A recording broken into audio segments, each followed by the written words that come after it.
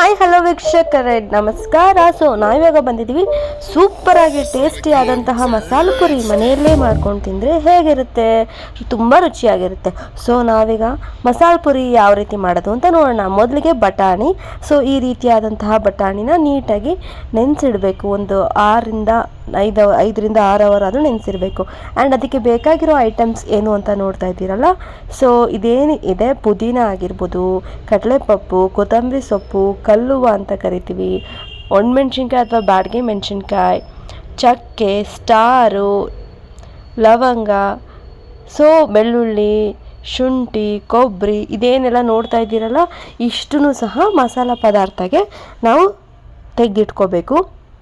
ಜೊತೆಗೆ ಶುಂಠಿ ಸಹ ಬೇಕು. ಇಷ್ಟೂ ನೋಡ್ತಾ ಇದ್ರಲ್ಲ, ಇಷ್ಟು ಬೇಕು. ಸೊ ಇಷ್ಟೆಲ್ಲನೂ ನಾವು ನೀಟಾಗಿ ತಯಾರಿ ಮಾಡ್ಕೊಂಡಿದ್ದೀವಿ. ಆ್ಯಂಡ್ ಈಗ ನಾವು ಮಾಡ್ತಿರೋದು ಬಾದಾಮಿ ಮಸಾಲ, ತುಂಬ ಆರೋಗ್ಯಕ್ಕೆ ಒಳ್ಳೆಯದು. ಅದಕ್ಕೋಸ್ಕರ ನಾವು ಒಂದು 20 ಬಾದಾಮಿನೂ ಸಹ ತಗೊಂಡಿದ್ದೀವಿ. ಜೊತೆಗೆ ಕ್ಯಾಶ್ಯೂಸ್ ಸಹ ತಗೊಂಡಿದ್ದೀವಿ, ಗೋಡಂಬಿ ಬಾದಾಮಿ ಸಹ ತಗೊಂಡಿದ್ದೀವಿ. ಸೊ ಗೋಡಂಬಿ ಬಾದಾಮಿ ಬಿಟ್ಟು ಮಿಕ್ಕಿದೆಲ್ಲ ತಟ್ಟೆನಲ್ಲಿ ಏನಿತ್ತು ಎಲ್ಲನೂ ಸಹ ನಾವೀಗ ಮಿಕ್ಸಿ ಮಾಡ್ಕೊಳ್ತಾ ಇದ್ದೀವಿ. ಸೊ ನೀಟಾಗಿ ರುಬ್ಕೊಳ್ತಾ ಇದ್ದೀವಿ. ಸೊ ನೋಡ್ತಾ ಇದ್ದೀರಲ್ಲ, ನುಣ್ಣಗೆ ಇದೊಂದು ಫೈನ್ ಪೇಸ್ಟ್ ಆಗಬೇಕು. ನೆಕ್ಸ್ಟ್ ಈಗ ಬಟಾಣಿ ಏನು ನೆಂದಿದೆ ಅಲ್ಲ, ಅದನ್ನು ನಾನೀಗ ಕಾಯ್ಲಿಕ್ಕೆ ಇಟ್ಟಿದ್ದೀನಿ. ಸೊ ಅದಕ್ಕೆ 1 ಸ್ಪೂನಷ್ಟು ಎಣ್ಣೆನ ತಗೊಂಡು ನೀಟಾಗಿ ಮಿಕ್ಸ್ ಮಾಡಿ ಚೆನ್ನಾಗಿ ಕುದಿ ಬರಬೇಕು. ಈಗ ಅದೊಂದು ಎಷ್ಟು ಚೆನ್ನಾಗಿ ಬೇಯುತ್ತೆ ಅಷ್ಟು ಚೆನ್ನಾಗಿ ಮಸಾಲೆಗೆ ನಮಗೆ ರುಚಿ ಬರುತ್ತೆ. ಸೊ ಈಗ ನಾನು ಬಿಸಿ ಮಾಡಲಿಕ್ಕೆ ಇಟ್ಟಿದ್ದೀನಿ. ಇದೊಂದು ಅರ್ಧ ಗಂಟೆ ನೀಟಾಗಿ ಬಿಸಿ ಆಗ್ತಾನೆ ಇರಬೇಕು. ಸೊ ಫುಲ್ ಸಾಫ್ಟಾಗಿ ಮೆತ್ತಗೆ ಆಗಬೇಕು. ಇದು ಚೆನ್ನಾಗಿ ಬೆಂದಿರಬೇಕಿದು. ಸೊ ನೋಡ್ತಾ ಇದ್ದೀರಲ್ಲ, ಈಗ ಇಷ್ಟು ಬಿಸಿ ಆಗಿದೆ. ಇನ್ನೂ ಸ್ವಲ್ಪ ಕಾಯೋದಕ್ಕೆ ಬಿಡ್ತೀನಿ. ಸೊ ನೆಕ್ಸ್ಟ್ ಈಗ ನಾನು ಒಂದು ಪಾತ್ರೆಗೆ ಸ್ವಲ್ಪ ಎಣ್ಣೆ ಹಾಕಿ ನಾನೀಗ ಅದಕ್ಕೆ ಕಸೂರಿ ಮೇಥಿ ಹಾಕ್ಕೊಂಡು ನೀಟಾಗಿ ಲೈಟಾಗಿ ಬಾಡಿಸ್ಕೊಳ್ತಾ ಇದ್ದೀನಿ. ಜೊತೆಗೆ ನಾನೇನು ಮಿಕ್ಸಿಲಿ ಒಂದು ಪೇಸ್ಟ್ ಮಾಡಿಟ್ಕೊಂಡಿದ್ದೆ, ಮಸಾಲ ಪೇಸ್ಟ್, ಅಷ್ಟನ್ನು ಸಹ ನಾನೀಗ ಹಾಕಿದ್ದೀನಿ. ಸೊ ಅಷ್ಟನ್ನು ಸಹ ಹಾಕಿ ನೀಟಾಗಿ ಮಿಕ್ಸ್ ಮಾಡ್ಕೊಳ್ಬೇಕು. ಈ ಒಂದು ಥಿಕ್ನೆಸ್ ಇದೆ. ನಾನೀಗ ಲೈಟಾಗಿ ಸ್ವಲ್ಪ ನೀರನ್ನು ಮಿಕ್ಸ್ ಮಾಡ್ಕೊಳ್ತಾ ಹೋಗ್ತೀನಿ. ನೀರನ್ನು ಮಿಕ್ಸ್ ಮಾಡಿಕೊಂಡು ಇದನ್ನು ಮಸಾಲ ಕನ್ಸಿಸ್ಟೆನ್ಸಿಗೆ ತಗೊಳ್ಬೇಕಾಗತ್ತೆ. ಸೊ ಸ್ವಲ್ಪ ನೀರನ್ನು ಮತ್ತೆ ಮಿಕ್ಸ್ ಮಾಡಿಕೊಂಡು ನೀಟಾಗಿ ಮಿಕ್ಸ್ ಮಾಡ್ಕೊಳ್ಬೇಕು. ಆ ಹಸಿ ವಾಸನೆ ಎಲ್ಲ ನೀಟಾಗಿ ಹೋಗುತ್ತೆ ಈಗ. ಸೊ ನೀಟಾಗಿ ಚೆನ್ನಾಗಿ ಹಸಿ ವಾಸನೆ ಹೋಗಬೇಕು. ಆ್ಯಂಡ್ ಮೇನ್ ನಮಗೆ ಮಸಾಲ ಕನ್ಸಿಸ್ಟೆನ್ಸಿ ಬೇಕಾಗಿರೋದ್ರಿಂದ ನೀರನ್ನು ಮಿಕ್ಸ್ ಮಾಡ್ಕೊಳ್ತಾ ಇದ್ದೀನಿ. ಆ್ಯಂಡ್ ಕಸೂರಿ ಮೇಥಿ ಏನು ಹಾಕಿದ್ದೀನಿ, ಒಂದು ಒಳ್ಳೆ ಫ್ಲೇವರ್ ಕೊಡುತ್ತೆ ಇದಕ್ಕೆ. ಸೊ ನೋಡ್ತಾ ಇದ್ರಲ್ಲ, ಅದೆಲ್ಲ ಕಸೂರಿ ಮೇಥಿಯ ಒಂದು ಎಲೆ ಏನಿದೆ ಅದು ನೀಟಾಗಿ ಪರಿಮಳ ಕೊಡುತ್ತೆ. ಸೊ ನಾನೀಗ ನೀಟಾಗಿ ಮಿಕ್ಸ್ ಮಾಡ್ಕೊಳ್ತಾ ಇದ್ದೀನಿ. ತುಂಬಾ ಈಸಿ ಆದಂತಹ ಮೆಥಡಲ್ಲಿ ಹೇಳ್ಕೊಡ್ತಾ ಇದ್ದೀನಿ. ಇದು ಮನೆಯಲ್ಲೇ ಮಾಡ್ಕೊಂಡು ತಿನ್ಬೋದು. ಆಚೆ ತಿನ್ನೋದಕ್ಕೆ ನೀಡೇ ಇರಲ್ಲ. ಮನೆಯಲ್ಲೇ ಮಾಡ್ಕೊಂಡು ತಿಂದರೆ ಶುದ್ಧವಾಗಿರುತ್ತೆ, ರುಚಿಯಾಗಿರುತ್ತೆ. ಸೊ ತುಂಬ ಸುಲಭವಾಗಿರುತ್ತೆ. ನೀವು ಅಷ್ಟೇ ಮಾಡಿ ಮನೆಯಲ್ಲಿ ತಿಂದು ನೋಡಿ ಹೇಗಿರುತ್ತೆ ಅಂತ ನಿಮಗೆ ಗೊತ್ತಾಗುತ್ತೆ. ಸೊ ನಾನೀಗ ಬಟಾಣಿ ಏನು ಬೆಂದಿದೆ ಅದರಲ್ಲಿ ಸ್ವಲ್ಪ ನೀರು ತಗೊಳ್ತಾ ಇದ್ದೀನಿ. ನೀರು ಮತ್ತು ಬಟಾಣಿ ಕಾಳು ತಗೊಳ್ತಾ ಇದ್ದೀನಿ. ಅದನ್ನು ನೀಟಾಗಿ ಮಿಕ್ಸ್ ಮಾಡಿಕೊಂಡು ಈ ಒಂದು ಮಿಕ್ಸ್ನ ನಾನು ಈಗೇನು ಮಸಾಲ ಮಾಡ್ತಾ ಇದ್ದೀನಿ ಅದಕ್ಕೆ ಸ್ವಲ್ಪ ತೊಗೊಂಡಿದ್ದೀನಿ, ಒಂದು ಬಟ್ಲನಷ್ಟು ತೊಗೊಂಡು ನೀಟಾಗಿ ಮಿಕ್ಸ್ ಮಾಡ್ಕೊಳ್ತಾ ಇದ್ದೀನಿ. ನಾನು ಇಷ್ಟು ಇಂಗ್ರೀಡಿಯೆಂಟ್ಸ್ ಏನು ತೋರಿಸಿದ್ದೀನಿ ತೊಗೊಂಡಿದ್ದೀನಿ, ಅದಕ್ಕೆ ಒಂದು 10 ಜನ 15 ಜನನಾದರೂ ತಿನ್ಬೋದು, ಅಷ್ಟು ಮಸಾಲ ರೆಡಿ ಆಗುತ್ತೆ. ನಾನೀಗ ಬಾದಾಮಿ ಮತ್ತು ಗೋಡಂಬಿ ಏನು ನೆನೆಸಿಟ್ಟಿದೆ ಅದರದ್ದು ಒಂದು ಫೈನ್ ಪೇಸ್ಟ್ ಮಾಡ್ಕೊಳ್ತೀನಿ. ಇದು ಬಾದಾಮಿ ಮಸಾಲ ಆಗಿರೋದ್ರಿಂದ ಆರೋಗ್ಯಕ್ಕೆ ತುಂಬ ಅಂದರೆ ತುಂಬ ಒಳ್ಳೆಯದು. ಸೊ ಇದೊಂದು ಪೇಸ್ಟ್ ಏನೀಗ ಕಾಣಿಸ್ತಾ ಇದೆಯಲ್ಲ, ಈ ಒಂದು ಪೇಸ್ಟನ್ನು ಸಹ ನಾನು ಮಸಾಲೆಗೆ ಹಾಕ್ಕೊಳ್ತಾ ಇದ್ದೀನಿ. ಸೊ ಈ ರೀತಿಯಾಗಿ ಮಸಾಲೆಗೆ ಈ ಒಂದು ಪೇಸ್ಟ್ ಹಾಕಿದ ತಕ್ಷಣ ಅದರ ಒಂದು ಕಲರ್ ಹೇಗೆ ಚೇಂಜ್ ಆಗುತ್ತೆ ನೋಡಿ. ಸೊ ಆಟೋಮೆಟಿಕಲಿ ಅದರ ಕಲ್ಲರು ಸ್ವಲ್ಪ ಬಾದಾಮಿ ಮತ್ತು ಗೋಡಂಬಿ ಪೇಸ್ಟ್ ಆ್ಯಡ್ ಮಾಡಿದ ತಕ್ಷಣ ಕಲ್ಲರು ಸ್ವಲ್ಪ ಲೈಟ್ ಆಗ್ತಾ ಬರ್ತದೆ. ಲೈಟ್ ಆಗ್ತಾ ಬಂದಾಗ ನಮಗೆ ಗೊತ್ತಾಗುತ್ತೆ ಸ್ವಲ್ಪ ಕಲರ್ ಚೇಂಜ್ ಆಗಿದೆ ಅಂತ. ಆ್ಯಂಡ್ ಇದನ್ನು ನಾನು ಮತ್ತೆ ಪುನಃ ಕಾಯಲಿಕ್ಕೆ ಬಿಡಬೇಕು. ಎಷ್ಟು ಚೆನ್ನಾಗಿ ಕುದಿಯುತ್ತೆ ಅಷ್ಟು ಚೆನ್ನಾಗಿ ಇದು ರುಚಿ ಇರುತ್ತೆ. ಸೊ ಈಗ ಮಸಾಲ ಆಲ್ಮೋಸ್ಟ್ ಎಲ್ಲ ಇಂಗ್ರೀಡಿಯೆಂಟ್ಸು ಏನೇನು ಹಾಕಿದ್ದೀನಿ ಅಂತ ನಿಮಗೆ ಗೊತ್ತಾಗಿದೆ ಅಲ್ಲ. ಸೊ ಮತ್ತು ಇನ್ನೊಂದು ಇಂಗ್ರೀಡಿಯೆಂಟ್ ಏನಂದರೆ, ಸ್ವಲ್ಪ ಗಟ್ಟಿ ಬರಲಿಕ್ಕೆ ನಾನೀಗ ಏನು ಮಾಡ್ತೀನಿ, ಸ್ವಲ್ಪ ಕಡಲೆ ಹಿಟ್ಟು ತೊಗೊಂಡಿದ್ದೀನಿ. ಸೊ ಒಂದು 2 ಸ್ಪೂನ್ ಸಾಕು ನಾವು ಮಾಡ್ತಿರೋ ಕ್ವಾಂಟಿಟಿಗೆ. ಕಡಲೆ ಹಿಟ್ಟನ್ನು ತೊಗೊಂಡು ಇದಕ್ಕೆ ನೀಟಾಗಿ ನನಗೆ ನೀರನ್ನು ಮಿಕ್ಸ್ ಮಾಡ್ಕೊಳ್ತೀನಿ. ಸ್ವಲ್ಪ ನೀರು ಮಿಕ್ಸ್ ಮಾಡಿಕೊಂಡು ನೀಟಾಗಿ ಇದೊಂದು ಫೈನ್ ಪೇಸ್ಟ್ ಮಾಡ್ಕೊಳ್ತೀನಿ.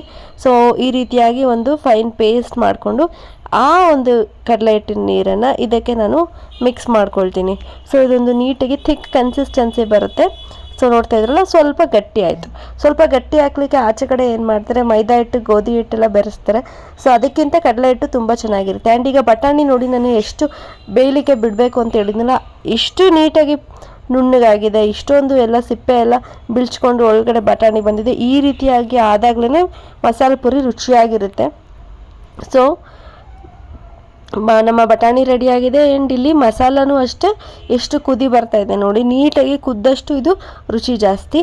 ಸೊ ನಾನು ಸೇಮ್ ಔಟ್ಸೈಡ್ ಏನು ಟೇಸ್ಟ್ ಬರುತ್ತೆ ಅದೇ ಟೇಸ್ಟು ಮನೆಯಲ್ಲಿ ಶುದ್ಧವಾಗಿ ಮಾಡೋದು, ರುಚಿಯಾಗಿ ಈಸಿಯಾಗಿ ಮಾಡೋದನ್ನು ತೋರಿಸ್ತಾ ಇದ್ದೀನಿ. ಸೊ ಇದು ನೋಡ್ತಾ ಇದ್ರಲ್ಲ, ನೋಡಲಿಕ್ಕೆ ನಿಮಗೆ ಗೊತ್ತಾಗ್ತದೆ ಯಾವ ಥರ ಇರುತ್ತೆ. ಔಟ್ಸೈಡ್ ಥರನೇ ಇನ್ಸೈಡ್ ಮನೆಯಲ್ಲಿ ಸಹ ಮಾಡ್ಕೋಬೋದು. ಸೊ ಒಳ್ಳೆ ಕುದಿ ಬಂದು ಒಳ್ಳೆ ಪರಿಮಳ ಬರ್ತಿದೆ. ಕಸೂರಿ ಮೇಥಿ, ಬಾದಾಮಿ ಆಗಿರ್ಬೋದು, ಗೋಡಂಬಿ ಹಾಕಿ ಒಳ್ಳೆ ರುಚಿಯಾಗಿದೆ. ಸೊ ಈಗ ನಮ್ಮ ಮಸಾಲ ರೆಡಿಯಾಗಿದೆ. ಸೊ ಈಗ ಮೇಲ್ಗಡೆ ಮಸಾಲ ಮಾಡೋದಕ್ಕೆ ನನಗೆ ಕ್ಯಾರೆಟ್ ತುರಿ, ಈರುಳ್ಳಿ, ಟೊಮೊಟೊ, ಕೊತ್ತಂಬರಿ ಸೊಪ್ಪು, ಸೌತೆಕಾಯಿ ಏನು ಬೇಕಾದರೂ ನೀವು ಹಾಕ್ಕೊಳ್ಬೋದು. ಈಗ ನಾನು ಪುರಿ ತೊಗೊಂಡಿದ್ದೀನಿ.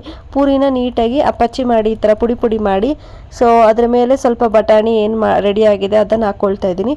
ಸೊ ಬಟಾಣಿ ಹಾಕ್ಕೊಂಡು ಈಗ ಮಸಾಲ ಏನು ರೆಡಿ ಆಗಿದೆ ಅಲ್ಲ, ನೀಟಾಗಿ ಕುದ್ದಿ ರೆಡಿ ಆಗಿದೆ ನಮ್ಮ ಮಸಾಲ. ನೋಡ್ತಾ ಇದ್ದೀರಾ, ಆಹಾ ತುಂಬ ಚೆನ್ನಾಗಿದೆ. ಔಟ್ಸೈಡ್ ಎಷ್ಟು ಚೆನ್ನಾಗಿರುತ್ತೋ ಅಷ್ಟೇ ಚೆನ್ನಾಗಿರುತ್ತೆ. ನೀವು ನಾನು ಹೇಳೋದು ಯಾವಾಗ ನಂಬ್ತೀರಾ ಅಂದರೆ, ನೀವು ಮನೇಲಿ ಮಾಡ್ಕೊಂಡಾಗಲೇ ನಂಬ್ತೀರಾ. ಸೊ ಈಗ ಖಾರ ಬೂಂದಿ, ಚೌ ಎಲ್ಲನೂ ಸಹ ನಾನು ಇದ್ರ ಮೇಲೆ ಹಾಕಿ, ಕೊತ್ತಂಬರಿ ಸೊಪ್ಪು, ಈರುಳ್ಳಿ, ಟೊಮೊಟೊ, ಸೌತೆಕಾಯಿ ಅದು ಸಹ ನೀವು ಹಾಕ್ಕೊಳ್ಬೋದು. ಎಲ್ಲನೂ ಹಾಕಿ ಮನೆಯಲ್ಲಿ ಸೂಪರ್ ಆದಂತಹ ಮಸಾಲೆ ಪುರಿ ರೆಡಿಯಾಗಿದೆ. ಸೊ ಈಗ ಫಸ್ಟ್ ಒಂದು ಪ್ಲೇಟ್ ನಾನು ಮಾಡ್ಕೊಂಡಿದ್ದೀನಿ. ಸೊ ಈಗ ಅದನ್ನು ಮನೆಯಲ್ಲಿ ತಿಂತಾ ಇದ್ದೀವಿ. ಸೊ ಹೇಗಿದೆ ಅಂತ ನೋಡೋಣ. ಸೊ ತುಂಬಾ ರುಚಿಯಾಗಿತ್ತು. ನೋಡ್ತಾ ಇದ್ದೀರಲ್ಲ, ಸಖತ್ತಾಗಿ ಬಂದಿತ್ತು. ಸೊ ನಮಗಂತೂ ತುಂಬ ಇಷ್ಟ ಆಯಿತು. ಫುಲ್ ಖಾಲಿ ಮಾಡಿದ್ದೀವಿ. ಆ್ಯಂಡ್ ಪಾನಿ ಯಾವ ಥರ ಮಾಡೋದು ಅಂದರೆ, ಈ ರೀತಿ ಪಾನಿ ರೆಡಿ ಬರುತ್ತೆ. ಸೊ ಆ ಒಂದು ಪೌಡರ್ನ ನೀರಿಗೆ ಮಿಕ್ಸ್ ಮಾಡ್ಕೋಬೇಕು. ಸೊ ನೀರಿಗೆ ಮಿಕ್ಸ್ ಮಾಡಿಕೊಂಡು ಕಲಿಸ್ಕೊಂಡ್ರೆ ಸಹ ಪಾನಿ ಆಗುತ್ತೆ. ಅಥವಾ ಮನೆಯಲ್ಲೇ ಹುಣಸೆ ಹಣ್ಣು, ಪುದೀನ, ಹಸಿಮೆಣಸಿನ್ಕಾಯಿ ಹಾಕಿ ಸಹ ಪಾನಿ ಮಾಡ್ಕೊಳ್ಬೋದು. ಅಥವಾ ಈ ರೀತಿ ಪೌಡರ್, ಆಮ್ಚೂರ್ ಪೌಡರ್ ಅಥವಾ ಪಾನಿಪುರಿ ಪೌಡರ್ ಮಸಾಲ ಏನು ಬರುತ್ತೆ ಅದನ್ನು ಹಾಕಿ ಸಹ ಕ್ವಿಕ್ಕಾಗಿ ಮಾಡ್ಕೊಬೋದು.